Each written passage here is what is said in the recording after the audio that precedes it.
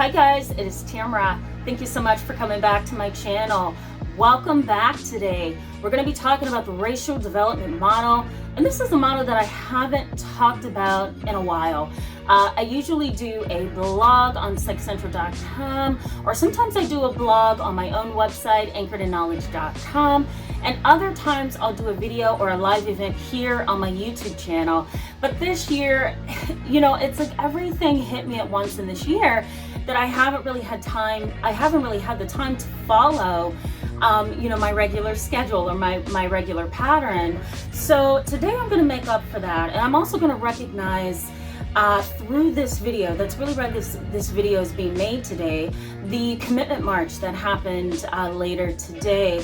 I'm not hearing it being broadcasted quite like I thought it should have been, but I did hear it in passing from NPR radio, and I did hear it on some local channels in my car radio as I was going through the stations there. So I think I want to give some recognition to the march just by focusing on the racial identity model by John and Joy Hoffman, and I'm going to explain to you kind of what that is. And it's not just a model for people of color, it's a model for Caucasian America as well. So let's just go ahead and jump in.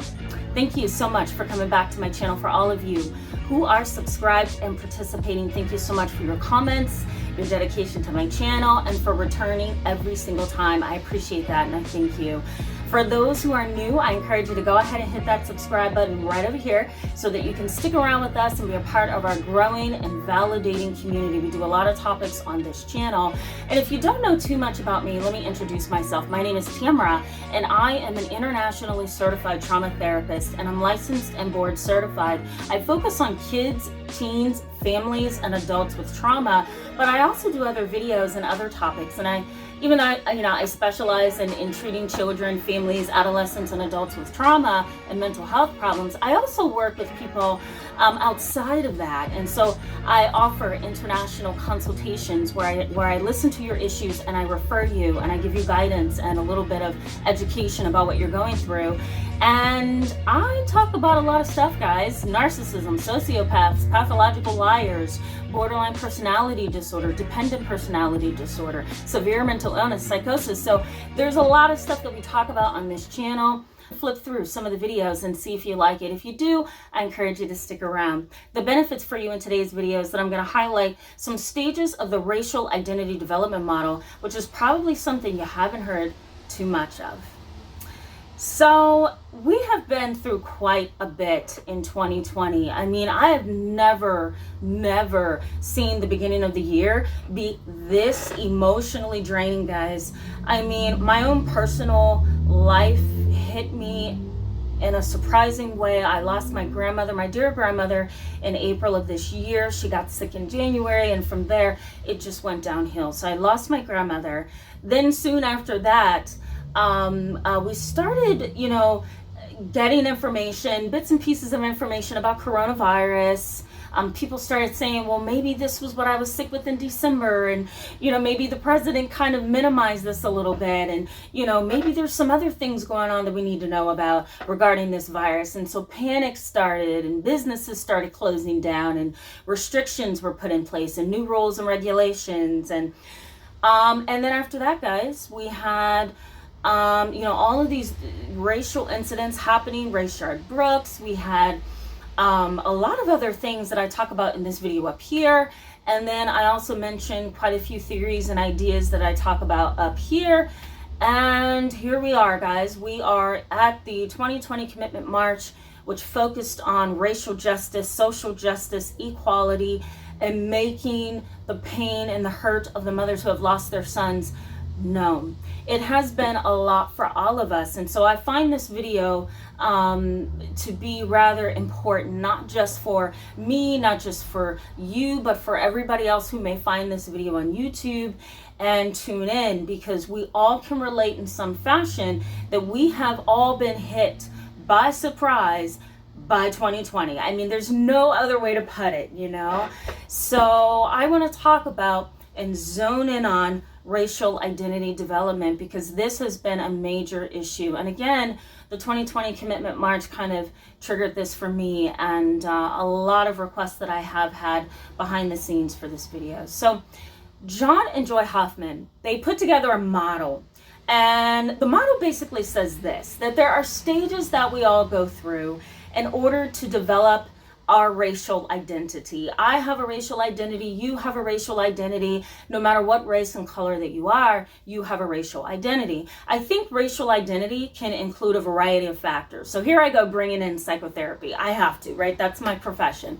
So I think racial identity can include a variety of factors. I think it can include social factors. I think it can include environmental factors. I think it can include educational factors. And I also think it can include psychological and emotional factors. And what I mean by that is that you just don't, come into the world. You're not just born into the world with a racial identity and that's that. We go through a series of experiences and changes and alterations over time that really does paint our identity. And it makes us who we are. So for example, I was born into a middle-class family that was pretty diverse. We have pretty diverse roots. We have Native American heritage, German heritage, we have Scandinavian heritage. We also have African American heritage, of course. And there's some Jamaican parts of my culture, like way down on my grandmother's side. On my dad's side, we have Caucasian, European roots, and then we also have African American roots in German, and my mom, Native American, African American, and then that's the side where you get into Scandinavia, and the list goes on. So we have a pretty multi-ethnic family. Now for myself, my mom branched out, and she zoned in on two particular cultures, and I had that in the forefront of my development growing up, which was African American and Native American. Those are the two heritages that I really, really bond to, and I've been raised to recognize myself as.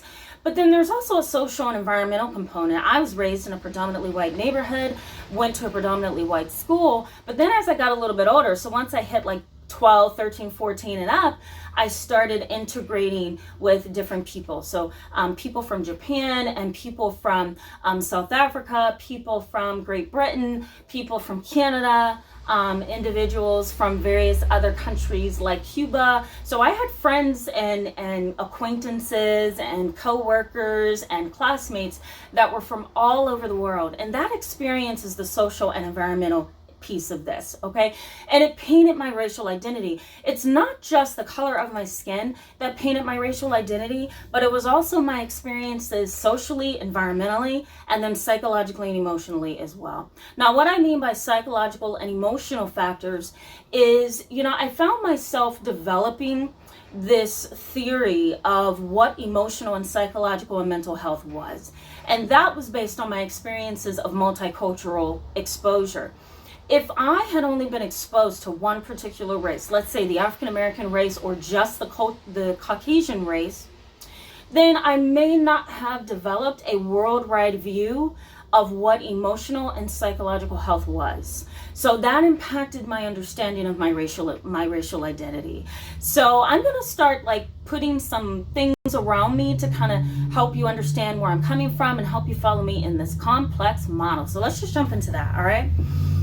I think that we need to focus on two groups in order to make sense out of this model, because if I focus on every ethnic origin that there is, it's going to get a little bit confusing. So I'm going to be talking about the African American race or the Black race, and I'm going to be talking about the Caucasian race or the white race, okay? And I'm going to be using these terms so that it'll be a little bit more simplified. Okay, so on this side, I'm going to add the African American people of color side, and on this side, I'm going to add the Caucasian white America side, a European side. Okay, so this model basically has, let's see, 1, 2, 3, 4, 5, 6 stages, and the first stage is known as dissonance. Dissonance. Okay, now dissonance. There's a term known as cultural dissonance, and dissonance, from a cultural perspective, basically says this, that there's some disharmony and some discord in terms of my race and another race. There's some disharmony and discord. So the dissonance comes in like this, okay? It's an individual that wants to be accepted or wants to get along with the opposite race, right? So the white race, the Caucasian race, the European race, but then they start to realize that it's their race that gets in the way, that they cannot bond with that other race, and they're not being accepted by the other race. So I am not sure what to do with that. Like, there's some disharmony, there's some discord, because I'm not being accepted. I want to be, but I'm not being accepted. Okay, so I'm being rejected. I think that's the most, explanatory stage in this model. I want to be accepted, not. So there's some cultural dissonance. There's some discord. There's some disharmony in my life and in my world because of that. All right. The next stage is called immersion. Okay, and I'm going to put that up here so that you can see what that means. Basically, it's an anger. It's an anger, or it's a feeling that most of white America is racist or prejudiced. Most Europeans are racist and prejudiced, And so this particular stage in the model says this: I have anger and I have feelings that I'm not being accepted.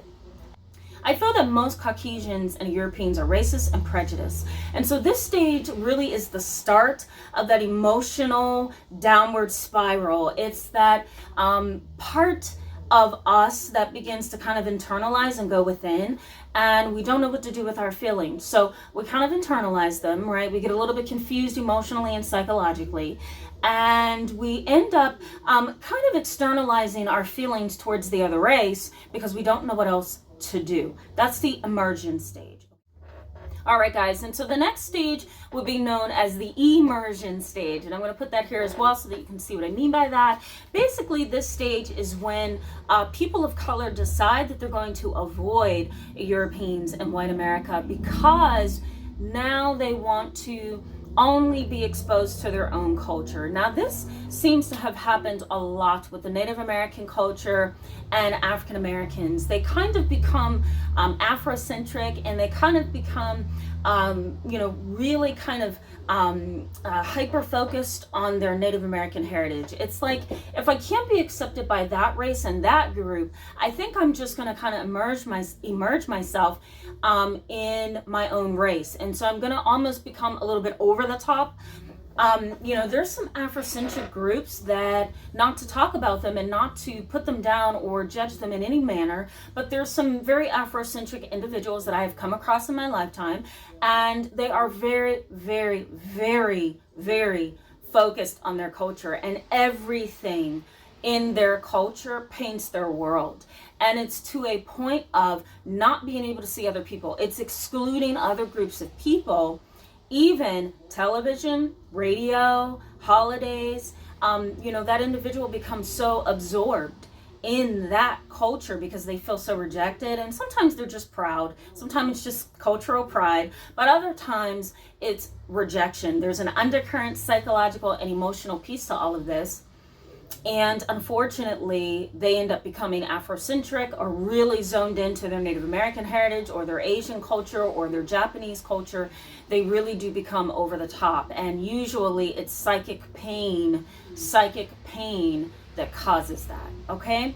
Let's go to the next stage. The next stage is internalization. Now, internalization is the stage for people of color where there's a little bit more health, right? They get to a place where they realize, okay, I can't be accepted. I've gone through that stage. Now I'm angry with that group. I've gone through that stage. I've become a little over the top in my embracing of my own culture, almost to the exclusion of others. So now I've gotten to a growth stage, almost like a post-traumatic growth stage, where I can now look at their race and my race, and I can now build an identity that is healthy and very robust. This stage is the healthier stage of them all, okay?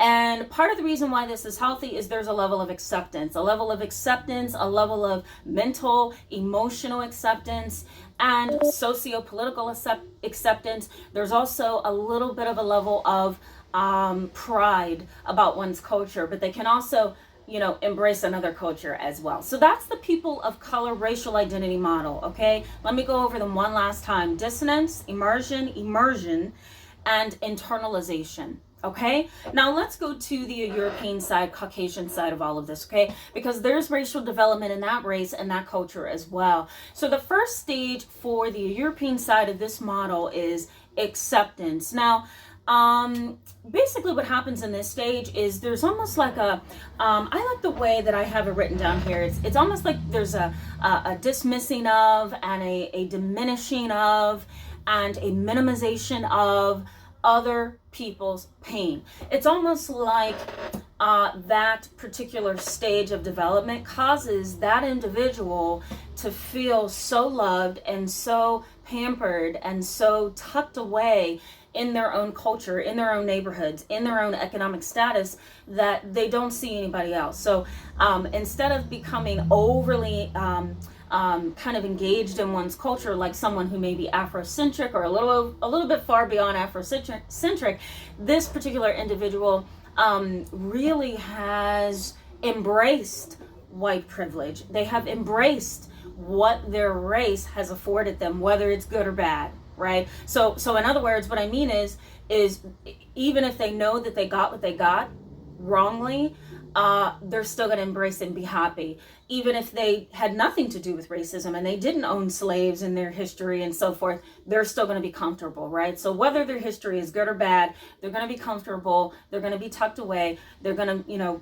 push everybody else out of that, life, that psychological perspective of life, or that realm of existence for other races of people. They're going to push that out of the way, and they're just going to focus on their world, and they're going to stay on their side of the street. I don't want to deal with those other people because I like where I'm at. So that's the first stage, and that's known as the acceptance stage. Okay, the next stage is resistance. Now, I like this. I have it written down here that the resistance stage is processing racism as a thing of the past. What that means is that an individual doesn't necessarily exclude other races. They process it, they understand it, they watch it, they hear it. They don't shut the TV off the minute they see something, right? So they know it exists. They embrace the fact that there are other races of people in the world. But what's different here is that they begin to say, well, that was back then. That was back in 1955. So why are we even talking about it today, right? Why do we even have a 2020 commitment march, right? Why are we even talking about police brutality? That was way back in 1815. Like, why are we even, right? That was way back in the 1800s. Why are we even talking about it today? So there's a minimization of what's going on in the world just to help them maintain a certain level of comfort. All right. So that's the resistance stage. Now, the retreat stage basically says this, that I am guilty and I am ashamed of how hard life has been for those people of color because of my race. So in this stage, this is like the stage before the aha moment stage. This is the stage that basically says this: I am feeling okay. I'm feeling free. But now I feel, when I look at the other race of people, I feel guilty. I now feel ashamed of what my people have done, what my history says that my people have done. And there's, parts of me that wants to reach out to those people of color and make a difference. So that's that stage, okay? This is known as the retreat stage. So it's almost like they step back and there's a level of self-insight or what's the word I'm looking for, guys? You know how I do, like I totally forget what I'm saying mid-sentence. So I'm gonna say there's almost like self-awareness. There's a new exploration of self, and this is one step closer to being where they need to be. And the next stage, okay, is emergence. And basically this is an understanding of having privilege, but it's also an understanding that life can be better, that we're not stuck here. I have privilege and I realize that, but I'm going to use it for the greater good, and I'm going to make sure that I make things level and equal, and I'm going to make sure that justice is served. That's the emergence stage, okay? And in this stage, I have written down here that they evolve as a better individual. They evolve as a better individual. Now, there's two other stages that I did mention, and I'm going to mention them here. One stage is called conformity, and this is when both groups, people of color and European America, Caucasian America, this is where they conform, and they conform to the standards of society. What's our standards, guys? We all know them. Beauty, being handsome, being, sexually attractive, having long hair, flowing hair. It has to be blonde, brunette, black, no. Has to be blonde, right? You have to be fit and really thin.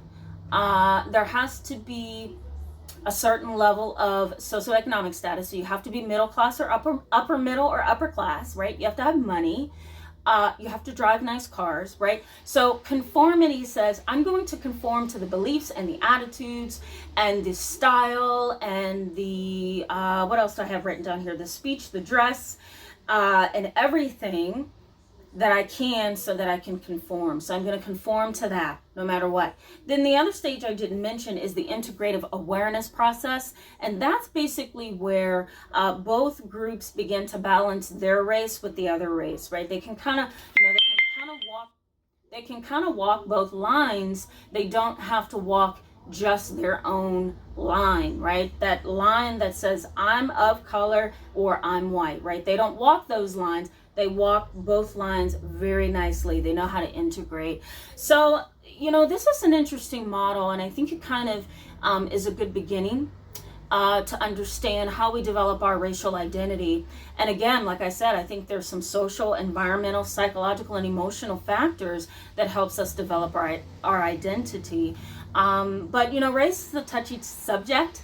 I really try my best to deliver it in a way where you guys can receive it, and deliver it in a way that we all can learn, and not deliver it in a way that will cause you to turn off the video because you don't want to hear emotion. You're here to learn, and you're here to get a passionate experience, and I hope I provided that for you today. Let me know in the comment section below if you would like me to do more videos like this as we go along. I'm going to post in the description box below some videos that I've done in the past about this topic, and I think I'm going to also post some information on the 2020 Commitment March for you, so you can go back and watch that if you didn't see it this morning. And I will be back with a new video. We have some other videos coming up, guys. If you go to the community section, you will see where I make I have like a post, and in that post there's a listing of all the videos that we're going to be talking about, or creating, that I'm going to be creating, that we're going to be talking about. You're going to see in that community post. So go ahead and check that out. Thank you so much for being with me in this video today, guys. Go ahead and hit that subscribe button if you want to stick around, and please give this video a thumbs up and share it with somebody who may find this video invaluable. Thank you very much, guys. I'll see you soon.